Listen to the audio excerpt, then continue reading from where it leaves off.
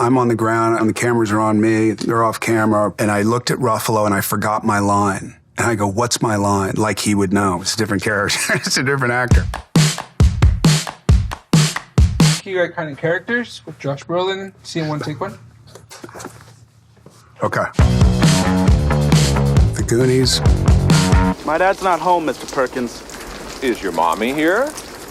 No, sir. Actually, she's out at the market buying Pampers for all his kids. I went down to live with my dad, and I had this idea of like, maybe I should try this acting thing out because I had done a theater class in my high school and I never got it. And I never wanted to do it because my dad did it. And I saw the financial fluctuations that he went through. And I thought, why would anybody want to do this? This is just dumb. So I took a class and we improvised in that class. And I got up there and it was like some middle-aged guy from the East Coast. And I don't know where it came from. It just popped in my head. And I said, I guess I'll try this. Anyway, there was a lot of laughter. And I remember how it felt. It was like that thing that you hear where something just clicks and you're like, oh, I want to do this. Like, this is super scary, super uncertain, and I like that. So when I went to go out and look for agents, I hadn't done anything. So I like made up theaters. I went on like 300 auditions before that. And then I think the 301st or 312th or whatever was a Goonies audition. I was asked back 6 times before they said yes. We can't go. We can't leave all that gold.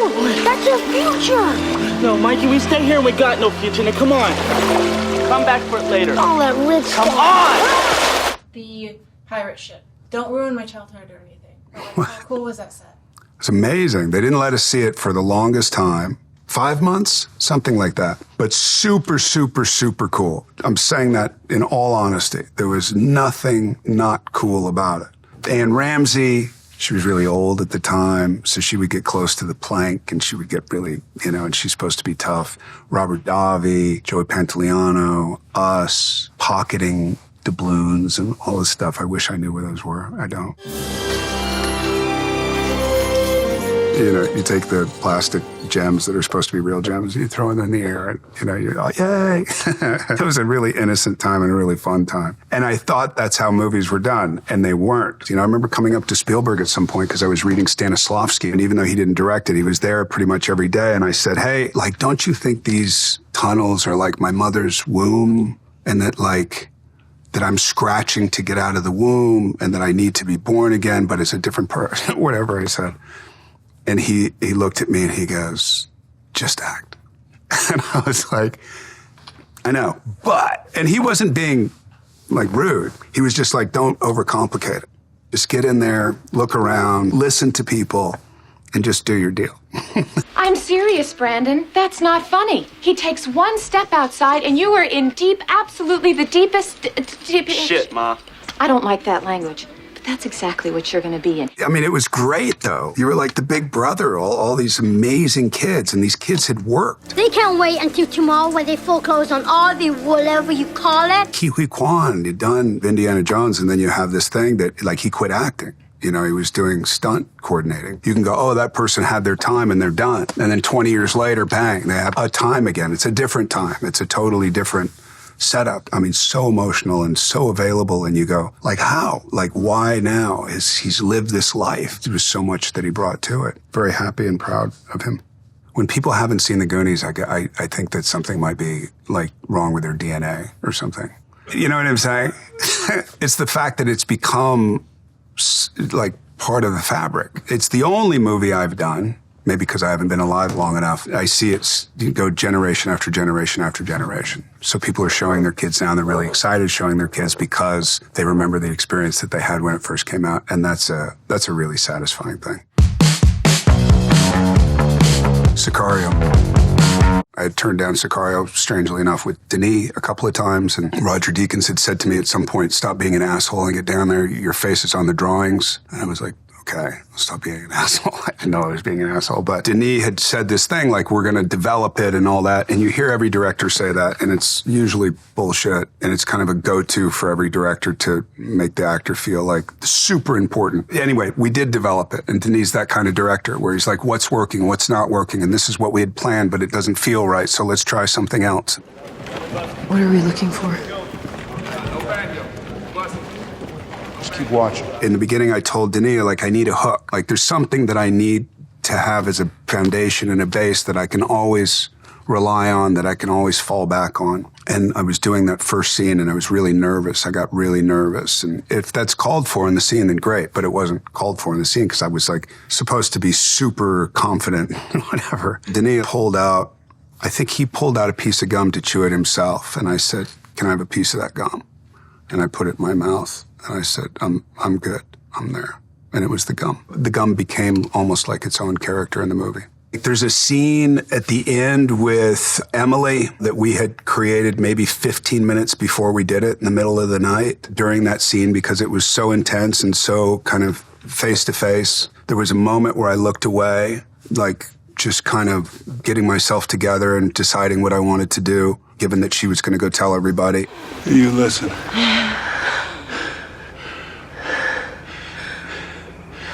You went up the wrong tunnel. You saw things you shouldn't have seen. When the reality was, I forgot my line, and I looked, and I was where is that fucking line? What is it? What did we just write? But he didn't cut around it. He used it, and that's another great thing about Denis, that he uses things, and it feels like a family. It feels like a team, as opposed to, oh, I'm an actor, and I want to have an idea. I have an idea. Can I, you know. As opposed to just all of us kind of like, what's the better idea? The craft service has a great idea. Let's use that one. Doesn't matter where it comes from as long as it's right. Told us about a tunnel east of Nogales, near Sasaba. Now we're trying to find out what areas near there migrants avoid so we can find the tunnel. I remember Denis coming to my trailer and knocking on the door, and it got to the point where I would say, go away, because I knew that Benicio del Toro, the less Benny said, the better. So then they would give it to me because they go, Josh likes to talk a lot. Why don't you just give it to Josh? And I didn't want to necessarily have all the dialogue in the movie. But it worked out because he'd come in and there was, you know, we'd figure out how to fit in exposition or whatever and try to make it behavioral. And it was a cool process in the end. The MCU. Who is he? He's a super good guy. Just a guy that, you know, is like a neighbor. He's like a neighbor. He's just purple and big. This universe is finite. Its resources finite. If life is left unchecked, life will cease to exist. It needs correction. You don't know that! I'm the only one who knows that. At least I'm the only one with the will to act on it. That, to me, is the most interesting question because people go, look, he's talking about getting rid of half the planet in order to save half the planet. It's just a ratio reality that he's talking about. But then what's behind it? What's the intention behind it? It's just an excuse to kill. It's an excuse to take over, to leverage, or to power, and all that kind of stuff. It's almost like watching a Quentin Tarantino movie where you cringe, but you don't leave the theater. Like, do I want to see violence on this? But there's something about the violence and the behavior behind the violence that has reason to it sometimes. When they asked me to do it, it was more like a cameo early on, and they gave me this huge Bible of this character, Thanos, and I went through it, and I got so into it, and I didn't expect it at all. Like, I almost said no just because I was like, Marvel, and I don't know, and it's not really what I do, and I think that's what was so fun about playing that character, was the psychology of it, the behavior of it. And then the Russos would come up and they'd be like, remember that scene in Scarface? And you're like, what? Yeah. Remember that guy with the chainsaw? Yes. Do that, but with your voice. Well. What a great direction. You should have killed me. Would have been a waste of parts. Working with people who are absolutely and utterly committed to their vision and their imagination and how to convey it in a way that's inspiring will forever be inspiring to me. You know, I just want to be around those people all the time. But like improvising is when you're like, okay, let's do a take where, say you don't throw her off the cliff. You go, okay. You have 1,500 dots on your face and you're in a onesie with a lot of Velcro on it. And, you know, you don't feel like you're the most powerful person in the universe with it. But I did wear the glove all the time because I like the weight of that glove. So that offset the onesie. When I was looking through YouTube, Benedict Cumberbatch, Smaug. What did they say? Smaug for the Hobbit. He had the same onesie on, he had the same dots on and all that. And I was so blown away that kind of inspired, like, you learn the same lesson again and again and again. You just further it every time. And you're like, it's all about conviction. It's all about how much you lend yourself. I am inevitable. When I was finally in a scene with people who I knew, Ruffalo I knew, Don Cheadle I knew. So we had a scene that we did together. I'm on the ground and the cameras are on me, they're off camera. And I looked at Ruffalo and I forgot my line. And I go, what's my line? Like he would know. It's a different character. It's a different actor. And he looked at me and he goes, I don't know. And I go, you have to know. What is it? What is it? And I knew it was coming. And like Chris is off there saying something. I don't know what he's saying, picking up his big thing. And I go, what's the line? And he actually gave me the line. And I remember I thought that was so funny. It was like, how the fuck did you remember the line? Ruffalo's the nicest human being in the world and the most giving human being. That's my favorite memory of doing that movie. Dude.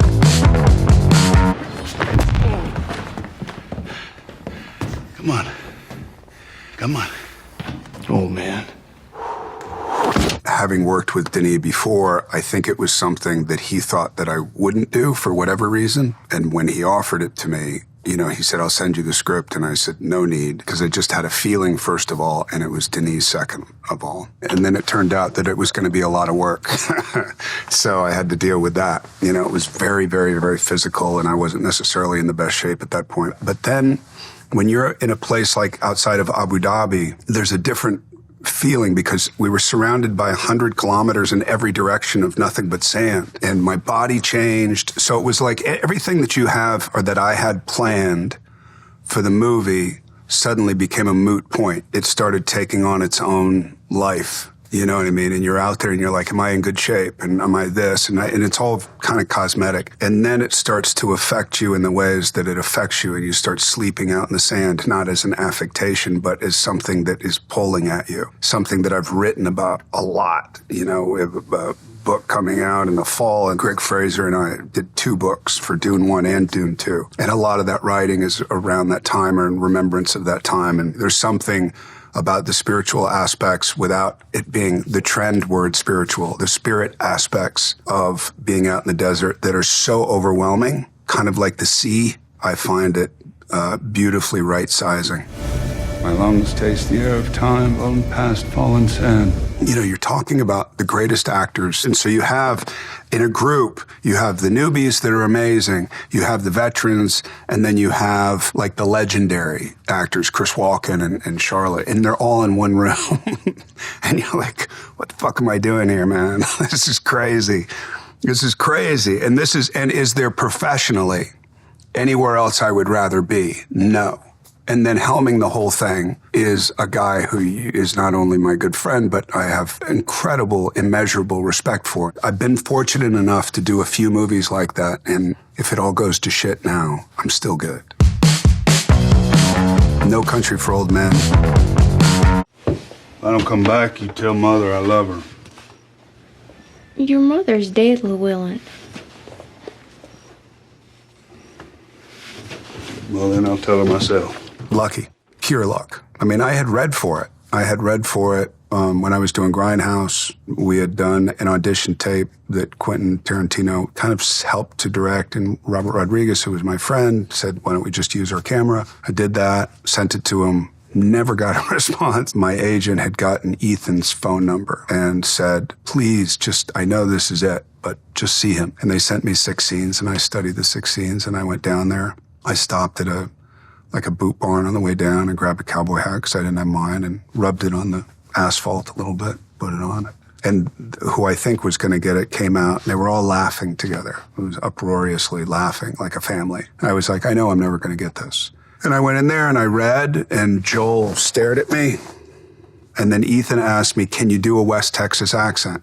And I said, I was. And he said, oh, good. Which I didn't understand. And then I left, and I thought, I read for the Coens, that's super cool. And I always had that, but there was not a chance I felt like I was going to get it. And then they called me at about noon that day, and they said, would you be interested in doing this movie? Let me check. Hold on a second. Let me check my schedule. I haven't worked in 12 months. Yeah, I'll do it. So it was luck. I mean, it was luck, and it's just something very particular that they were looking for that I think they found in me for that. I need to know that. Keep running that mouth of yours, I'm gonna take you in the back and screw you. Big talk. Keep it up. I would call, like, West Texas, different motels and all that, and I say, hey, I'm thinking about coming in, and And where should I, do you have room, or what's good to do around? And then you start conversations with people over the phone, and I would record them. And I had stopped at a gas station, and I heard some guy. And I was like, where are you from? And he goes, oh, I'm West Texas. And it's like, no shit. And that was the voice that I used. Don't worry, I'm not the man who's after you. I know that. I've seen him. You want to talk about Scooby? Scooby? Scooby was the pit bull that was used to come after me. Trained dog. It's like, you don't have to worry about getting hurt. And then at one point, he wasn't following me. We were doing it over and over and over. And they gave me, was a chew toy. They go, have him see you put it in your pants, and then he'll come after it, meaning he'll come after you. And then you're in the water, and then you're freezing, and then you're trying to keep your face above water, and you're not able to use your right arm. And then you look back, and you see this dog who's just like, just can't wait to just eat you. But he wants to eat the thing that's in your crotch. So even if he doesn't eat you, he's going to eat your crotch. And that's never a good thing. He got closer and closer, and I went with one arm trying to get under, but I couldn't get under because I had the floaty in my crotch. So I reached down, and I'm pulling this thing, and I'm trying to get it out, but my pants are wet, so they're stuck to my stomach and stuck to my legs. And finally, I rip it out and probably ripped something else with it, and then threw it away. And then he didn't care about me. It went in another direction. But yeah, Scooby was super scary. Then you look over at the Coens, and what are they doing? They're not concerned about their lead actor in the least. Like, not even for a nanosecond. Just laughing, smiling and laughing. True grit. Any harm comes to that child, you do not get paid. Harold, let me ride up with you. Harold, I will pay you $50 out of my winnings. I am not happy. We were rehearsing in Santa Fe. We did that in Santa Fe, too. And it wasn't a huge role, but it was like a thing that I was doing, and it just didn't work. And I knew it didn't work. And they never said anything, but I looked at Ethan and Joel at one point, and I was like, this isn't working, is it? And they go, I don't think so. And that's the kind of collaborative, egoless kind of place that you get to. And you're like, okay, what do I do? And they used to, rehearsing with Matt Damon and be like, let's scream our lines, or let's do, you're in a panic at that point. And then this kind of like somewhere between like my aunt and Michael Shannon and, he was kind of like, you talk like this. I don't understand what you mean. What do you mean? We looked at each other and we go, is that it? And they go, maybe. I know you. Your name is Maddie. But you're little Maddie the bookkeeper. Isn't that something? But it was like, there was no way you were going to do that. Like, who would do that? Nobody would do that. That's just dumb. That's like career ending. But fuck it. And we did it. And it worked. I lost a bunch of weight. I have a big skull. I have a big head. So the more weight I lose, the bigger it looks like somebody's pumping up my head.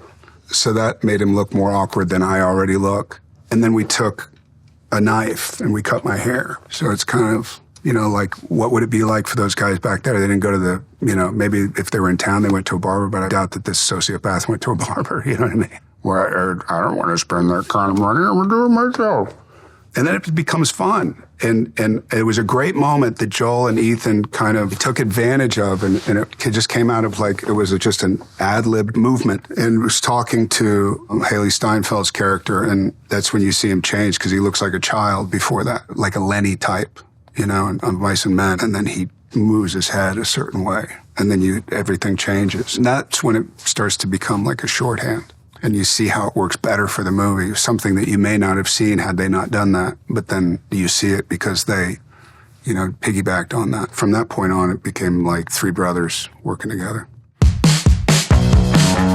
Men in Black 3. My granddaddy always said, if you got a problem that you can't solve, helps to get out of your head. Pie, it's good. Pie? Yeah. Your granddaddy, heavyset man? A little bit. Barry Sonnenfeld called me and said, hey, do you want to do this? I heard this impression when I was out with Josh and the Coens, and he convinced the studio that I should do it. And then I went down to Mexico with my computer and GarageBand and the first Men in Black. I didn't like watching the second Men in Black, but the first Men in Black, there was something about his young tone. The only comfort I can offer is my promise that tomorrow morning you won't remember a thing. And I watched it over and over and over and over and over. And I don't know if it was I had to unlearn what I had, the little funny thing that I had done, and then relearn it. I don't know what it was, but I just kept getting worse and worse and worse and worse. You know, it's funny because like when you do an impression, when you do a drunk impression of Tommy, that's one thing. And it's like people laugh or, you know, you sort of got it. But the truth of the matter is like getting Tommy is an impossibility. Tommy could never do Tommy. Like it's so disconnected and it's so like the lilts are all over the place and they don't repeat themselves and they change. And I was in, again, total panic. And then eventually I got a line. So when we got to set and I did my first scene with Will, who I didn't know very well, and Will was doing all this stuff to get ready. You know, some people that do thing, and he was going, "Mwah, mwah." And I was like, what the fuck, man? And I'm trying to focus, and I'm super nervous about doing this voice and whether it's going to work and the mannerisms are going to work. And now I know what you look like when you're lying. Why don't you show me what you look like when you're telling the truth? We did the scene. And Barry came around the back of the camera and he had tears flowing down his face. He goes, I knew it, I knew it, I knew it. Like I knew you could do it, basically. And then he stayed there and he kept crying. And then Will started laughing hysterically and pointing at him. And then Barry kept crying. And then Will kept laughing and kept pointing. And I was sitting there not knowing what the fuck was going on. I was like, this is the beginning of a very long process that I'm really happy that I made somebody happy that they hired the right person, but now I have this to contend with. That's how the whole relationship went. I'm not sure at this point whether Barry Sonnenfeld was the lead of that film or the director. I'm not sure.